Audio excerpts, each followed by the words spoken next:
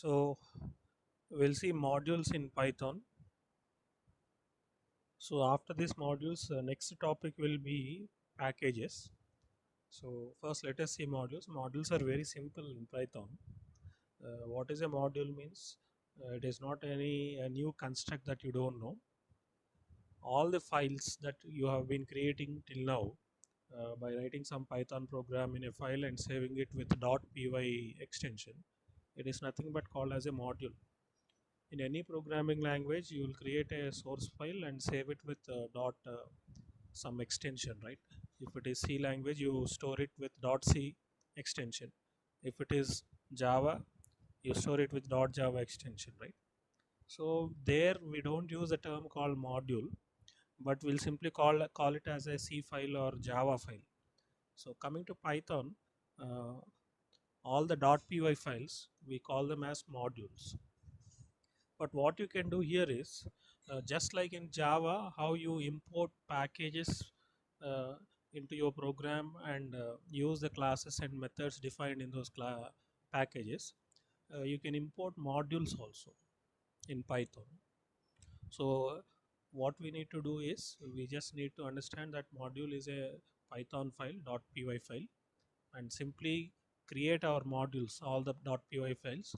And if you want to utilize those files and the functions that you define in those files in another file, simply import it by using the import statement. Okay, so let us see now how to create a module.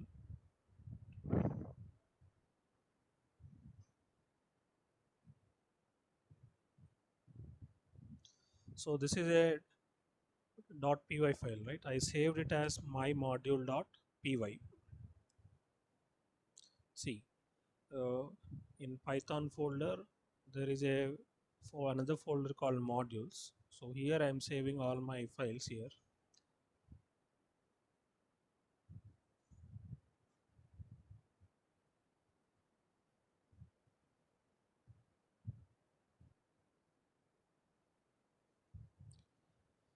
So okay, so now we are saving all our files .py files. Look at how many files are there. There are 4 files right here: even, odd, my module, prime, and primes. So 4 .py files are there.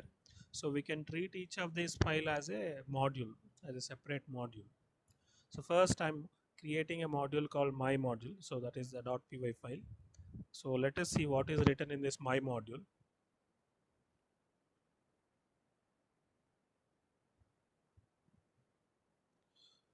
So we are creating a variable called a and assigning a value called 20 to that. Then I'm defining a function. So yesterday we have seen how to create functions and call them, right? So here I've created a function even or odd, and I'm passing that value a to this function, right? So it receives only one parameter. So what type of function is this one? Yesterday we have discussed different types of functions, right? That is functions with different types of parameters. So what type of parameter is this one? It is required parameter, right? Required, It- required, sir. yeah, it is required parameter. So inside this even odd function, I have written some code. If a modulo divided by 2 is equal to 0, that means if the remainder that you obtain by dividing a with 2 is equal to 0, then we say that it is an even number. So we are going to return a value called even. So how to write a return statement in a function in Python is simply use the keyword return as you do it in C and Java. After the return statement, give a space, and whatever value you want to return, you just have to specify that one.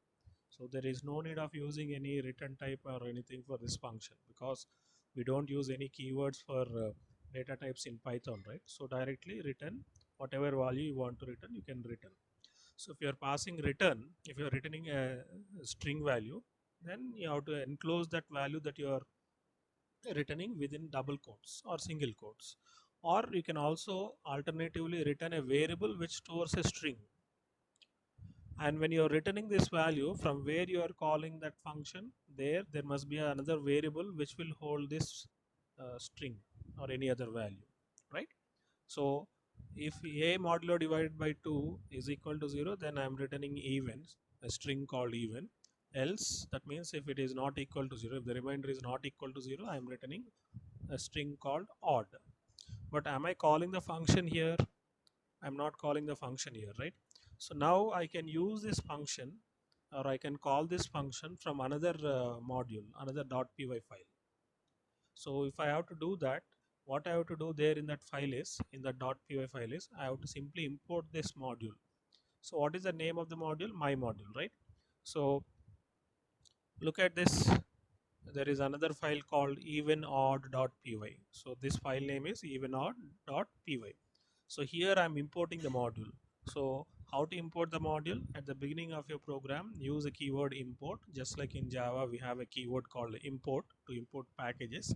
So we'll use the same import keyword even in Python also to import any package or module. But in Java, we only have packages. We don't have the concept of module, right? So here we have additionally a module concept. So I'm importing a module, that is another .py file, right? Then what I am doing is uh, I am reading an integer value by displaying a message to the user, enter an integer. I am reading an integer and storing it in variable a, right? Then so look at this print statement. This print statement will print the value. So let us discuss about this one later. I told you yesterday, right? There is another way using which you can print values in the print function. Yesterday we have seen another way, right? New way using format specifiers like %d, %s, like that. So there is also another way, third way, using which you can print values in print statement, right? So that value is nothing but uh,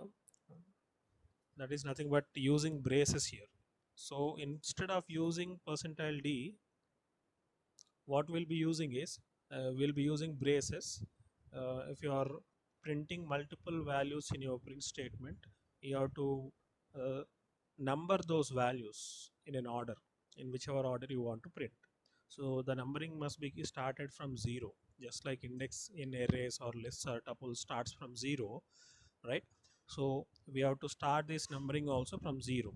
So because I'm printing only one value here, I'm using only 0. If I'm printing multiple values, then first value I'll specify it as 0 within the braces, and the another value, second value, I'll display it as 1, third value as 2, so on like that. If there are n number of values, the last value will be n minus 1.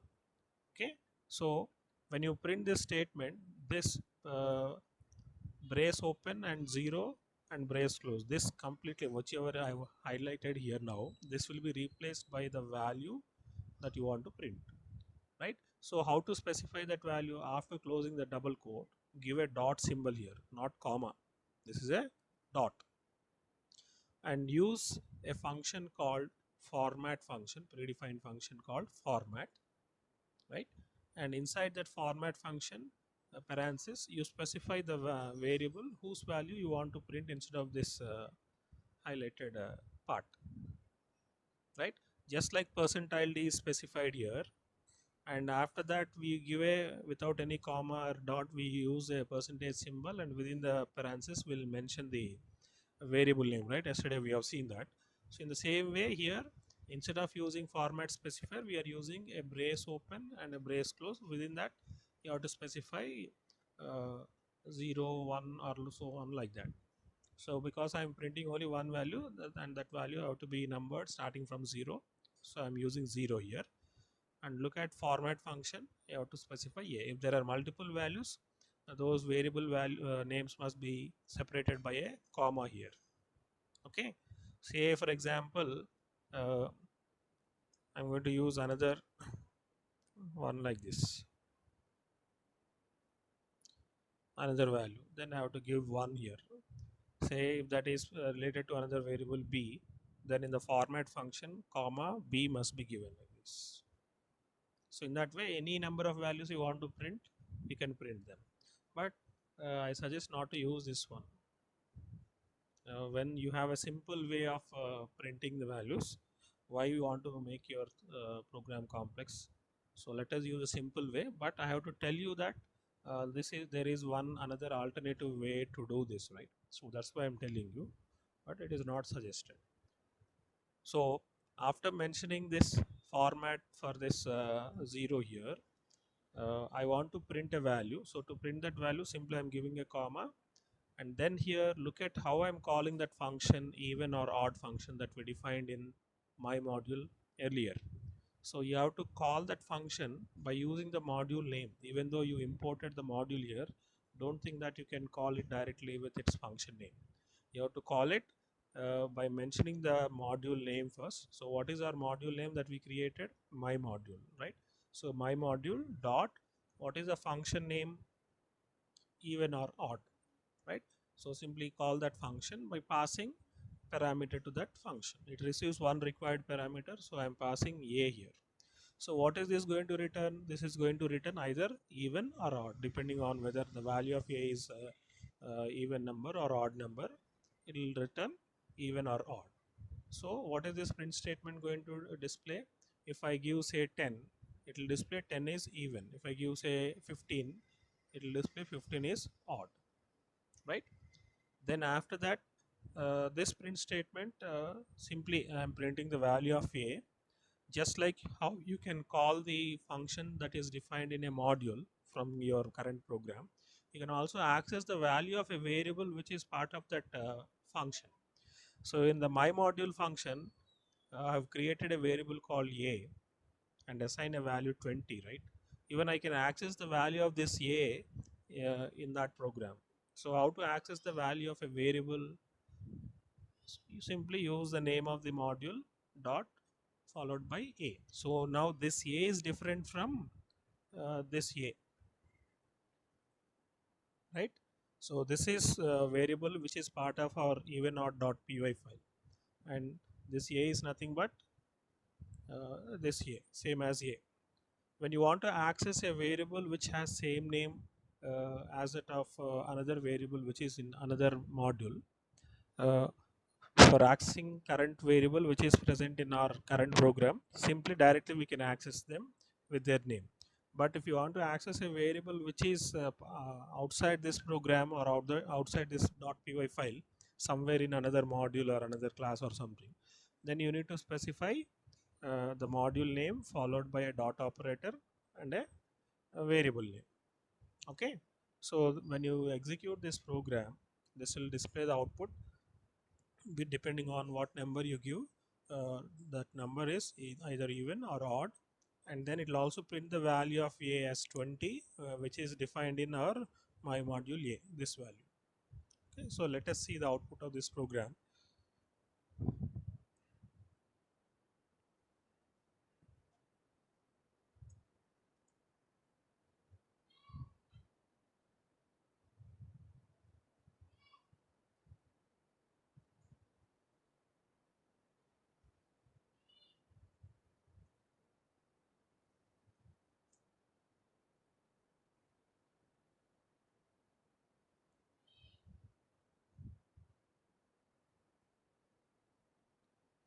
So I'm giving say 12.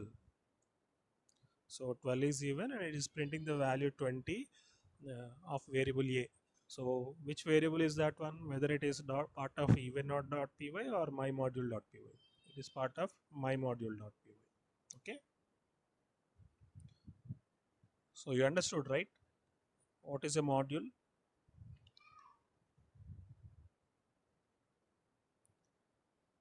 So how are modules useful for us? We can create just like header files in C language. We can create some functions of our own and place them in those modules, and need not write that code again and again whenever you want in another program. So simply you put them in the same folder where your files are there, or your modules are created, and create a program in the same directory with .py extension, and simply import that module in your program at the beginning, and you can access all the functions and all the variables defined in that module. Okay, so let me show you now one more example for these modules.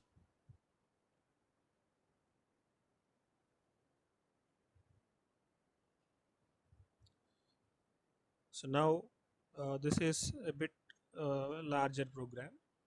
Earlier program is a small program, simple program. Now I am creating another module here. The module name is prime. So I saved this file as prime.py. Okay, so in this module what I'm doing is I'm defining a function called isPrime, which receives one required parameter, right? And another function called primes. Two functions I have defined, right? So the first function isPrime will receive one required parameter, and even the second function also receives one required parameter. Okay, what is the first function going to do is, if you call this function by passing a value, a numerical value, an integer value, then it will return whether that number is a prime number or not, right? The second function, what it does is, uh, if you pass as a parameter an integer, then this is going to return a list of all the prime numbers up to that number n. Okay, so these two functions I've created, I've defined in this module called prime.p. So let us not go through this logic, all this complete, a little bit bigger program, right? So we'll go to the other program where we have imported this module. So look at this module, it is primes.py. It is a file, another file called primes.py. So it has a simple, very simple program. It consists of just 5 lines. But what I am doing here is I'm simply reading an integer value and printing whether that integer value is a prime number or not by simply calling is prime number of module prime. Then next I am reading one more integer value n and passing that n as a parameter to the primes function in the module prime, and this is going to return what? It is going to return a list of all prime numbers. It is going to return list of all prime numbers. So if you look at this program, it is very simple, right? It's very simple. But to make this program very simple, what we have done is we have written the logic for finding whether a given number is prime or not in a function called isPrime, and the logic for finding all the list of prime numbers up to an n in another file, right? So now let us go back to that module. So when this function isPrime is called by passing an integer value, so let us say that integer value is a. Now here we are creating a variable called count and initializing it to 0, and then I'm checking whether a is less than 2. So if a is less than 2, what is a prime number? Actually, prime number is a number which does not have factors other than 1 and itself, right? So if a is less than 2, uh, then what you're going to return is, you're going to return enter a number which is greater than or equals to. Means what? We need to enter a number which is either 2 or greater than 2 only. We cannot enter any value which is less than 2, because the least prime number is 2. So 1 is not a prime number, right? We cannot consider 1 as a prime number. So we have a concept in mathematics and we say that 2 is the least prime number. So if the user tries to enter any value which is less than 2, say either 1 or 0 or even a negative number, then your program will display a message to the user, enter a number which is greater than or equals 2. Else if he is entering 2 or greater than 2, then this part will be executed, this else block will be executed. And within the else block, what I am doing here is I'm using a for loop for I in range. So you know about this range function, right? So I'm taking the range from 1 to a. I need not consider a, I can consider only up to a minus 1. Why? Because the number itself is a factor, right? For itself, every number is a factor of itself, right? So I need not consider up to a, I need to consider only up to a minus 1, right? So what I am doing here is, if a modulo divided by I, if the number that we have passed as parameter to this function, if it is divided by modulo divided by I, where I will take values from 1 up to a minus 1, Say for example we are taking a as 10, right? Then we'll start the loop iteration with 1 and we'll divide 10 with 1, and if the remainder is 0, what you're doing, you're incrementing the count value by 1. So initially count was 0, right? So now it will become 1. And if count is equal to this loop will repeat how many times? 10 times, right? Up to 9 times. So in the next iteration I value will be 2. 10 divided by 2 will give a 0 reminder, so again the count will be incremented and count now becomes 2. In the next iteration 3, when you divide 10 by 3 you will not get a reminder 0, so this count value will not be incremented. Then 4, even when you divide it with 4 also the remainder will not be 2, so the count will not be incremented. But when you divide it with 5, the remainder becomes 0, count will be incremented to 3. Next 6, 7, 8 also they'll not give any reminder 0. 9 also will not give any reminder 0. So after all iterations, what is the count value? 3. If count is equal to 1, I am returning yes, it is a prime number. Why I am taking count is equal to 1? I'm supposed to take count is equal to 2, right? Because every prime, what is a prime number? Prime number is nothing but a number which has factors 1 and itself. So that means 1 and itself means 2. Two factors will be there. If there are only two factors for a number, that is one is the number itself and the other one is 1, then only we say it is a prime number, right? So count must be equal to 2, but I'm considering 1 because I'm not including in the loop the number itself. So automatically the number itself is a factor, so I'm not considering it. So other than the number itself, how many factors must be there? There must be only one factor. So that's why I'm taking if count is equal to 1.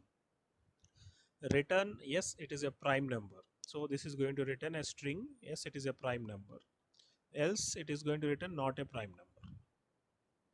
Okay, so this is the logic for finding whether a given number is a prime number or not. Then the coming to the next function primes, which will return all the list of prime numbers from 1 to the number n that you supplied as a parameter to this function. So I'm creating a list called prime. So you know that we can create an empty list in Python like this. You cannot create an empty tuple, but you can create an empty list. So I'm creating a list called prime, which is empty initially. Then I'm taking a for loop for I in range. I'm starting from 2 because prime numbers will begin from 2, right? So no need to consider 0, 1 and all these things. So let us start the for loop iteration starting with 2. So from 2 up to n plus 1, I need to include the number itself also. So up to that number, I have to find whether it is prime number or not. So I'm including n plus 1. So it will include up to n.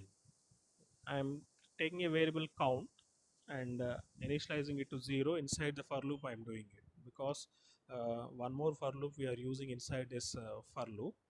Once you complete all the iterations of the inner for loop, for which j is the loop control variable, we need to reinitialize the count to 0.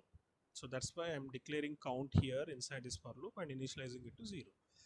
And next for loop for j in range 1 comma I, because this is going to divide the numbers starting from 1 to the number n. I have to divide each number with uh, uh, what I have to divide with j, right? So to find out the factors of a number, what we need to do, we need to divide that number starting from 1 to the number itself. But I'm not including the number itself, so I'm including only 1. Starting from 1, I'm including up to I. So I will be excluded. So it will be taken from up to I minus 1. So just before we discussed about this logic, right? The same logic you implement here.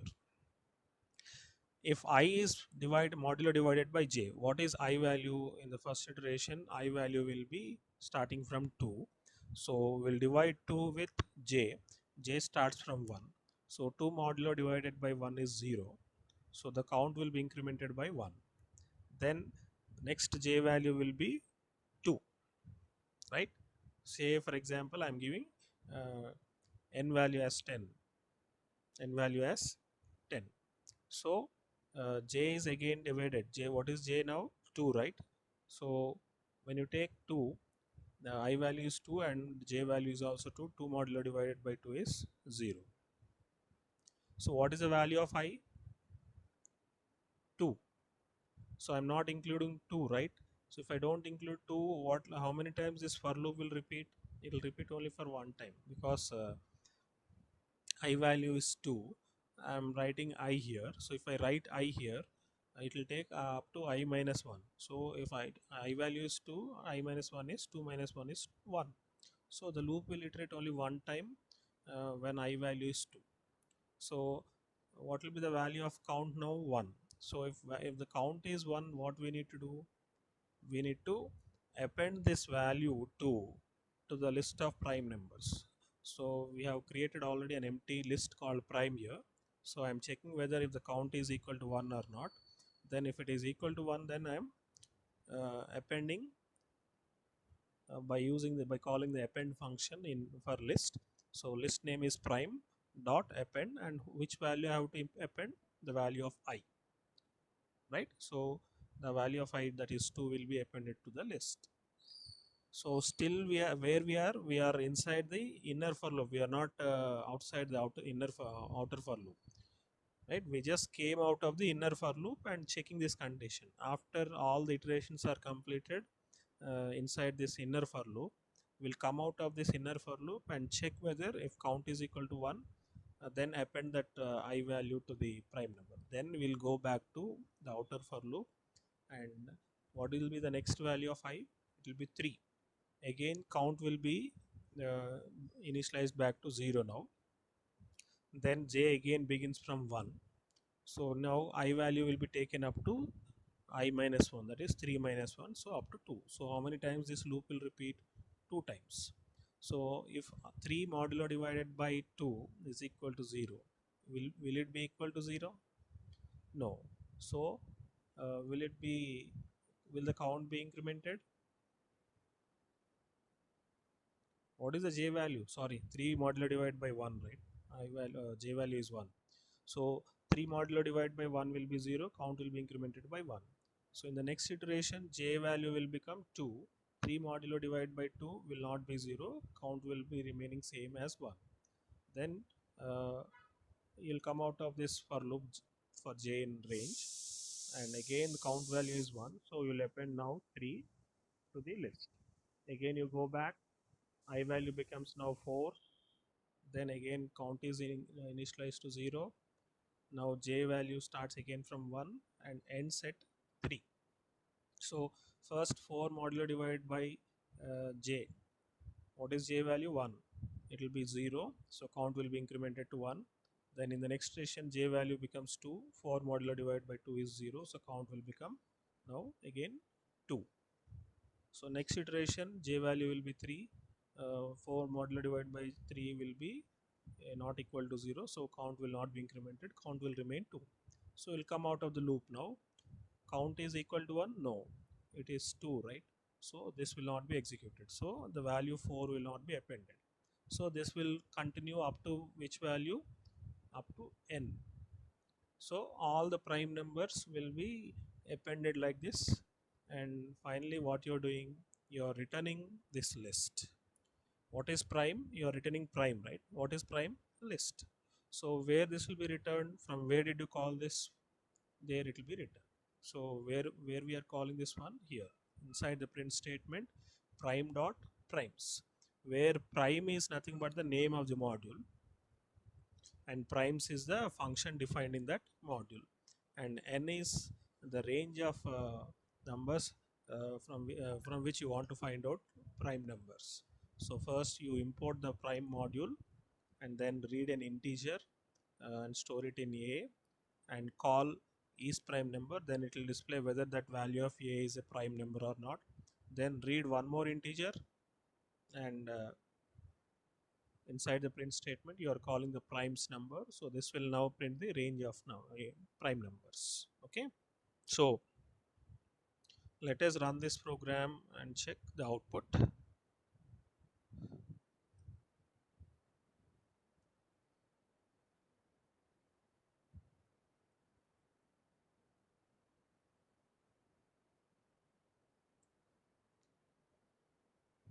I'm entering 5.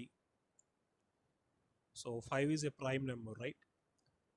Because 5 has 1 and itself as factor, so it is a prime number. So next I am entering say 10. So it is displaying the list of prime numbers 2, 3, 5 and 7. So up to 10, these are only the prime numbers. So one more time you want to execute it. This time I'll give say 59. Yes, it is a prime number. So is it a prime number? 1 and itself will be the factors definitely. Other than that, 2, no. 3 also not. 4 also will not work. 5 also will not work. 6 also will not work. 7 will not work. 10 will not work. 8 will not work. 9 will not work. So maybe it is a prime number, 59. Then now of prime numbers up to 100 I'll give. So 2, 3, 5, 7. In this list there must be 59 also. 2, 3, 7, 11, 13, 17, 19, 23, 29, 31, 37, 41, 43, 47, 53, 59, 61, 67, 71, 73, 79, 83, 89, 97. Okay. So you understood, right, how to create modules and access the functions defined in those modules. Yes, sir. Oh, okay. So now, whatever task I have given in the afternoon, please complete those tasks. That will give you a lot of practice. So today, one more task I'm going to give you. I cannot type that program and send you as a message, but let me explain you the question now itself, so that you can write that program. Okay.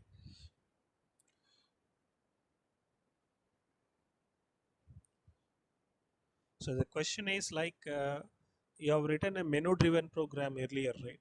Last week. Like the user will enter whether he wants to perform addition operation, multiplication operation, or subtraction, or uh, division operation. Based on his choice, you're performing a particular operation between two given numbers, right? So in the same way, uh, you create a menu driven program, but not for this as arithmetic operations. Instead, you create some modules, uh, different modules. Each module, say one module, which will have two or three functions. Just like in prime numbers, you have two functions. In prime module, you have two functions, right? One is primes and the other one is prime. So in the same way, in each module, try to define two or at least two functions. So what are those two functions means? Uh, at least create two or three modules, not just one module. In our program, we have created one module and imported that module into another program, right? So instead of that, import more modules. We have imported only one module in our program. So instead of that, you try to import more than one module. So how to import more than one module? Again, write one more import statement and specify that module name. Okay. So what are those modules means? I want to create I want you to create a module called factors. Uh, in that module, you find out you define two functions. One is for finding the factorial of a number, and the second one is function which will return all the list of factors of a given number. If you pass as parameter that number to that function and make a call to that function, then it must return a list containing all the factors of that number, all the factors of that number. Then uh, this is one module, and second module is like create a module and give any name to that module of your choice. In that module, I want you to define functions, one function as uh, sorry, let us change this. earlier the first module is factors, right? So in that factors module only you define two functions. One is uh, factors, the other one is perfect number. So the first function is factors. If you call that function by passing n as parameter to that function, then it has written all the factors of that number. Okay. Then second function is perfect function. Perfect function is if you pass a parameter n to that function, it has written whether that number is a perfect number or not. Okay. Then in another module you create a another function called factorial and one more function called Armstrong. So in this module these two functions must be defined, and when you call Armstrong number function, it has to return we have to call it with by passing a integer value to it. It has to return uh, whether the given number is an Armstrong or not. uh, Another one is factorial, so it has to return the factorial of a number. And now in the actual file, in the actual program where you make a call to all these functions by importing these modules, you import those two modules and make a call to these functions. But how to write this program is not just directly make a call to all the functions. You display a menu kind of thing, just like for addition 1, addition, subtraction 2, you have created a menu, right? So for Armstrong number, give the menu value as 1. User will give the choice as 1, and for perfect number user gives a choice 2, and for factorial user gives a choice 3, and what is the other one, factors, user gives a choice 4. So if the user tries to give any other choice, uh, you have to display a message to the user that please choose choice from ranging from 1 to 4 only. Okay, so he has to give 1, 2, 3, 4 like this. So once he is done, he can repeatedly call these functions. Once he is done with it, he has to type a message. He has to enter a value called exit or some kind of thing. Then your program must terminate. Until then, it has to take the menu again and again repeatedly, right? After giving the menu value for one time, you should not exit the program. So again, it must ask the user, it must prompt the user to enter one more menu value. So when you want to exit the program, then you have to give an input called exit. So once you give that input exit, it has to exit from the program. It should not call any other functions now. So this is how I want you to write the program. Is that okay? You take 2 or 2 days time for this one. I don't have any objection, but try to complete it within 2 days or something. If you write the programs in this way, if you write the program in this way, then you'll put your mind right. You have to do some brainstorming session, how to use the concepts, in what way you have to use, and if at all if you come across a problem, then you'll know what is the problem there, why, and why can't you use a particular construct in this programming language in a specific way, and why you have to use it in only in a specific way, right? So you'll come to know about everything in depth when you try to write programs this way. So that's the reason why I'm asking you to write the programs this way. Okay, is that okay? Yes, sir. Yes, sir.